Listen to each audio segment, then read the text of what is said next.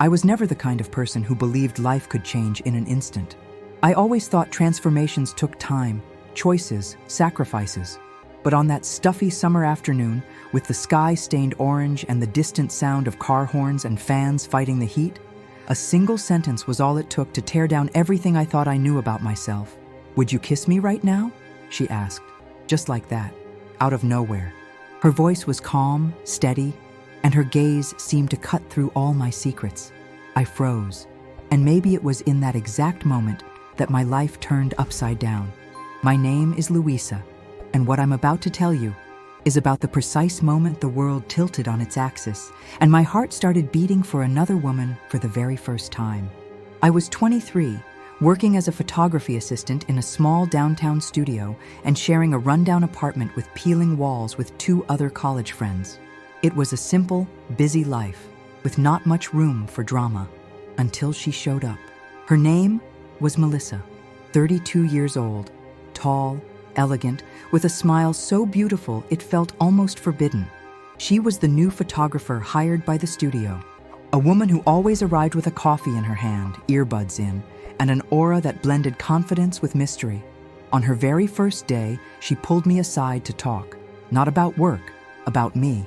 She asked where I was from, what my dreams were, which artists I admired, and she listened to my answers as if they were poetry. It unnerved me, and at the same time, it made me feel seen. It was rare for someone to take an interest in me without trying to fit me into some kind of box. I liked men.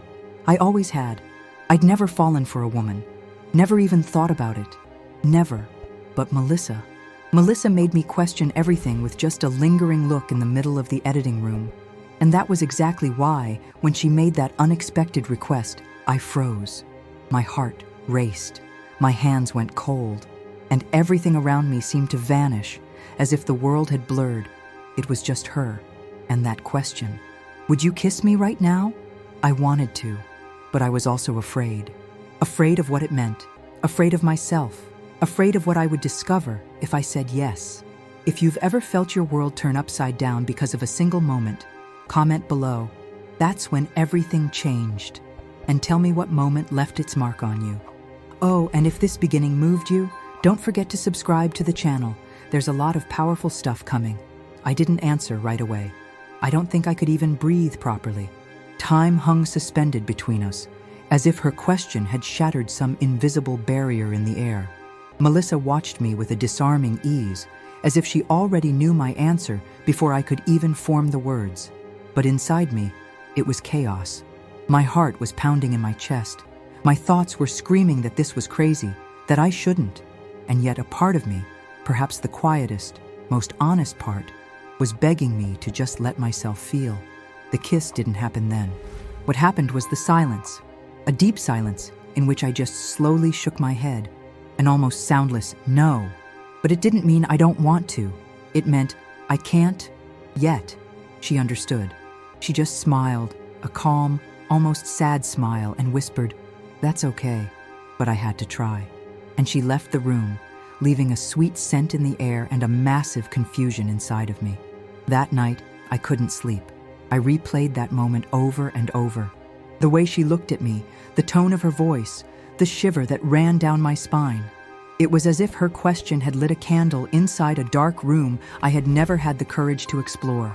I started questioning everything, my choices, my feelings, my sexuality. I had never fallen in love with a woman, but what if it was happening now?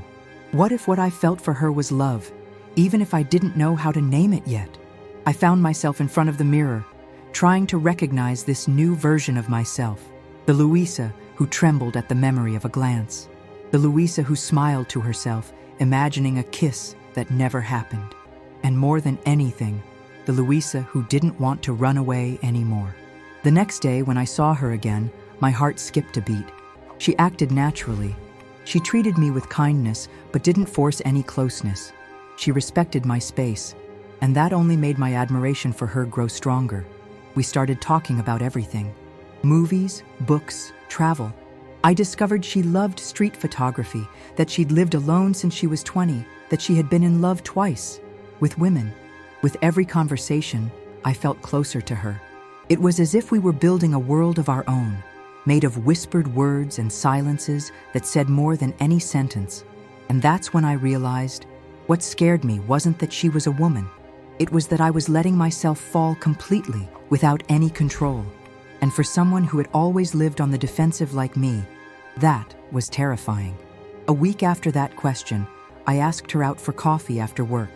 We chose a small cafe hidden on a quiet street with dim lighting and French music playing in the background. When she arrived, my heart nearly leaped out of my chest. She was wearing a burgundy top, lipstick to match, and her hair was down, wavy, as if the wind had styled each strand. During coffee, we spoke very little.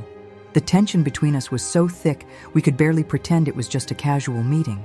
And then, the moment she took my hand across the table, I understood. It wasn't just attraction. It was something bigger, deeper, a feeling that was taking root far too quickly. That's when I let my guard down. And for the first time, I let my heart speak louder than my fear. If you've ever experienced something that swept you off your feet, that messed with your certainties and made you rethink everything, tell me in the comments. Right, I was scared too, but I went for it. And if this is striking a chord with you, stay with me. There's still a lot of story to unfold, and a lot of truth to be told. Her hand on mine was warm, firm, and gentle all at once. It wasn't an invasion, it was a silent invitation.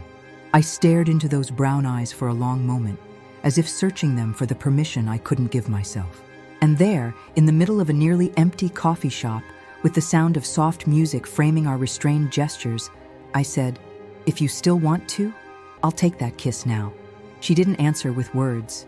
She just smiled, leaned in slowly, and pressed her lips against mine with a tenderness that made me forget the world.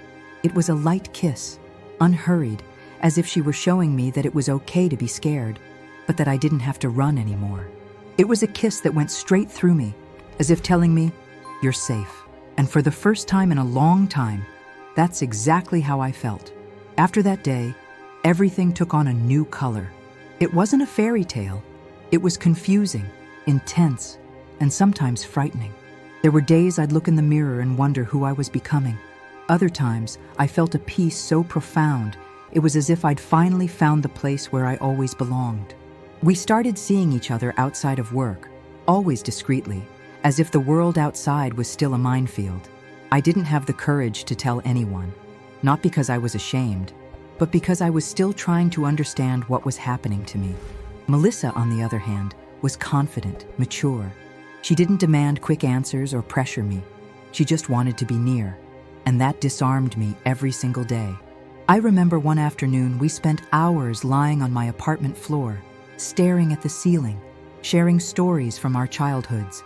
She talked about how hard it was to come out to a conservative family, and how she almost lost her own voice trying to please everyone. I cried. I cried for her, for myself, for everything we carry in silence for so long, afraid of not being accepted. And it was on that day that I realized the story we were building wasn't just about love. It was about liberation, about healing wounds we didn't even know were open, about allowing ourselves to feel without guilt, without labels, without fear. However, as we grew closer, my life outside of that intimate space remained the same. My friends didn't know. My family certainly didn't. And that started to bother me, because loving in secret is painful. It's like living with half a heart. I could see in her eyes a desire to exist with me fully, and I understood. But at the same time, the fear of losing everything, of being rejected, paralyzed me.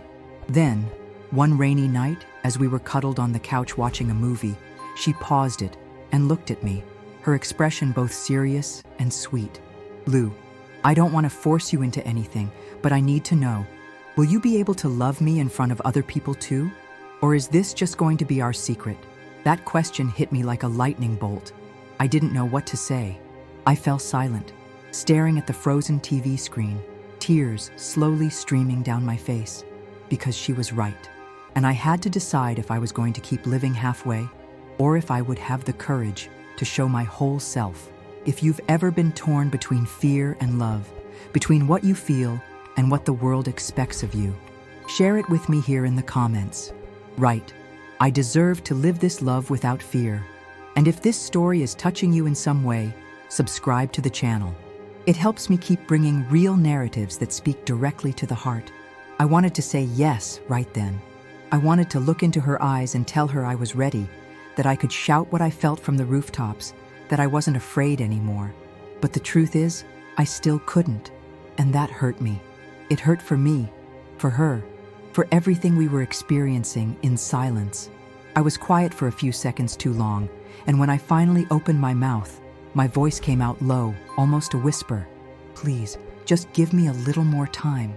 She nodded slowly, held me tight, and said nothing. But I felt it. I felt that inside, this was hurting her. And in that silent embrace, I realized the time I needed was the very time that could drive us apart. And I had already wasted too much time running from myself. I had to change. For me, for us. I started slowly. I first told my closest friend. She listened in silence, held my hand and said, I already knew. I was just waiting for you to let yourself. That gave me an unexpected strength. Gradually, I started telling other people, breaking down the walls I had built around myself. Some reactions were incredible, others, not so much. But what mattered was that with every truth I spoke, I felt freer, more whole. Melissa noticed it, and her eyes began to light up again, as if she were seeing the version of me she had always believed in, even before I believed in it myself. There was one night in particular that I will never forget. We went to a poetry slam downtown, where women were reciting their original work. It was a small, energetic place, with warm lights and people with gentle souls. In the middle of one performance, the artist said a line that pierced me. Love is courageous. It doesn't hide. And in that moment, without thinking, I took Melissa's hand, right there, in front of everyone. She looked at me, surprised, and then she smiled. A smile that said, there it is. It was simple, but it was huge. It was the first time I hadn't hidden what I felt. It was the first time the world saw us for what we were, two women in love, without fear. But not everything was easy. At work, the side glances started, people whispering, comments disguised as jokes, and it got to me. I had fought so hard to get here, to allow myself this, and now it felt like the world wanted to push me back into the dark. Melissa saw it, and once again, she didn't pressure me. She just said, you don't have to prove anything to anyone. Just live, just love. And I tried to follow that like a mantra. But on hard days, I still slipped back into fear. I still questioned if it was worth fighting against everything. Until one morning, while we were having coffee on her apartment balcony, Melissa said something that changed everything. She said, Lou, if one day you don't want me anymore, that's okay. But please, never go back to hiding yourself again, because the light you have when you let yourself be who you are, it's too beautiful to be locked away. I cried, and right there, I understood. I understood that her love was the push my soul needed, that the kiss she asked for wasn't just a romantic gesture. It was an invitation for me to find myself and to accept myself.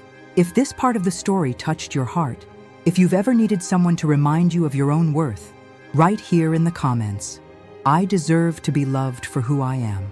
And stay with me until the end, because you'll understand why that question changed everything. Months had passed since that first kiss, and every day by her side was like turning the pages of a book I never knew existed within me. I learned about layers of myself I didn't know I had, about pains I hid so well I'd forgotten they were there, about loving a woman with the intensity of someone who finally understood what it means to be seen with truth. I was no longer the same Louisa, and honestly, thank goodness for that. The woman I became after her was more whole, freer, more true. But life has its own plans. And sometimes, even with all the love in the world, some people come to teach us not to stay. It was on a Sunday afternoon, while we were washing dishes together listening to Ellis Regina, that she told me she had received a job offer in another state, an incredible opportunity she couldn't refuse. My heart sank. I tried to hide the fear, the sadness, the impending emptiness, but she knew me too well not to notice. I don't want you to feel pressured to do anything, Lou. If you want, you can come with me. but I would also understand if you stayed. I didn't know what to say.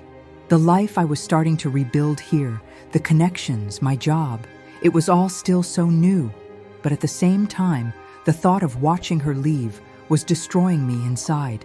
In the days that followed, I lived in a deep conflict between love and fear, between the courage to start over with her and the hesitation to abandon everything again. She never asked me to choose. She only showed me that sometimes love is also about letting go. And when the day of her departure came, she hugged me with her eyes full of tears and said, "Thank you for giving me that kiss. You changed my life." I held her hand tightly, kissed her forehead, and replied, "You were the one who taught me how to love myself, and no one can ever take that away from me." She left that same afternoon, and I stayed. I stayed with an aching chest, but one full of gratitude, because even though our story had an ending, it was never a mistake. It was a rebirth.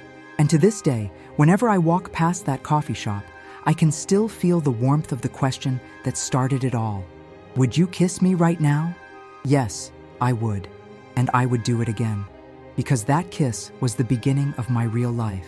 And if you've made it this far, I want to thank you for feeling this story with me. If at any point it reminded you of someone, of a chapter in your life, or of a part of yourself you'd left behind, leave a comment here. That kiss changed my life too. And please, if this story moved you in any way, subscribe to the channel now. I'll keep bringing stories like this one, real, deep, made for us to see ourselves in them and to let ourselves be.